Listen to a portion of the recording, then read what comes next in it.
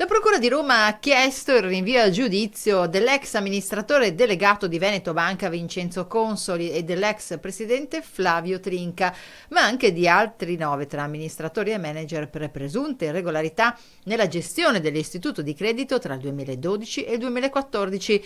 In particolare il reato contestato dai PM Maria Sabina Calabretta e Stefano Pesci è ostacolo all'esercizio delle funzioni dell'autorità pubblica e di vigilanza. Tra gli indagati Stefano Bertolo, responsabile della direzione centrale amministrazione dal 2008 al 2014, Flavio Marcolin, ex responsabile degli affari societari legali, Pietro Dagui, un lungo periodo al vertice di Banca Intermobiliare, Gian Claudio Giovannone, titolare della Mava SS, Mosè Fagiani, responsabile commerciale dal 2010 al dicembre 2014 e Massimo Lembo, all'epoca capo della direzione Compliance. I fatti esaminati da Piazzale Clodio fanno riferimento alle false rappresentazioni a Banca d'Italia e a Consob, in merito naturalmente alla reale situazione economica, patrimoniale e finanziaria di Veneto Banca.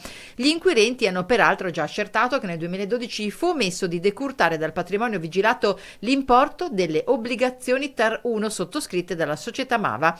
Nel 2013 la decurtazione per la procura non fu inferiore a 349 milioni di euro. Al solo Console è anche contestato l'ostacolo all'esercizio delle funzioni di vigilanza, mentre pure il reato di aggiotaggio viene contestato a vario titolo nell'inchiesta sugli ex vertici.